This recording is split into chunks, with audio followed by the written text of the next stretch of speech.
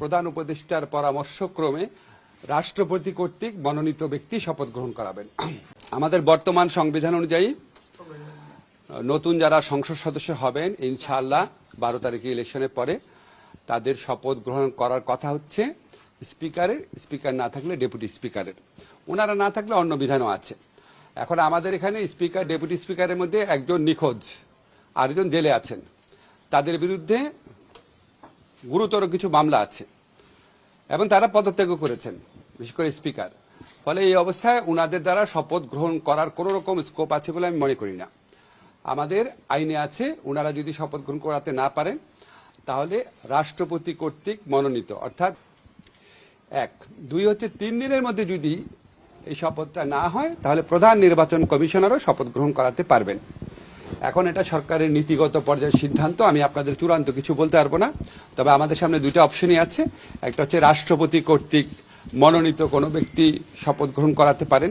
For example, যেমন হয়তো আমাদের প্রধান বিচারপতি হতে পারেন, আর যদি এটা না হয় তাহলে আমাদের যে প্রধান নির্বাচন কমিশনার আছেন উনি শপথ গ্রহণ করাবেন।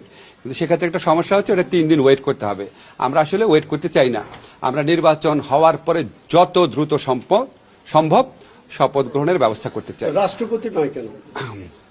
রাষ্ট্রপতি করার তো বিধানই নাই। এমপি না, মন্ত্রীদেরকে তো রাষ্ট্রপতি করেন সবসময়। আমরা তো এমপি নিয়ে কথা বলছি রে ভাই, এমপি নিয়ে কথা বলছি। এখন তারপর কি হবে ওনারা নিজেরা বুঝবে। আমরা এখন এমপিদের শপথ গ্রহণের কথা বলছি। আর এখন আমার এখানে পার্লামেন্ট সেক্রেটারিয়েটে যে আপনার সিনিয়র সচিব আছেন উনি আসবেন, ওনার সাথে কথা বলবো, আইন টাইন দেখবো, তারপরে চূড়ান্ত পর্যায়ে আমি আমাদের মাননীয় প্রধান উপদেষ্টা আছেন ওনাকে আমার অভিমত জানাবো। ধন্যবাদ। হ্যাঁ, এখনই আসবেন উনি। আমি আপনাদের যা বললাম এর বাইরে কোনো কিছু হওয়ার চান্স নেই। জি,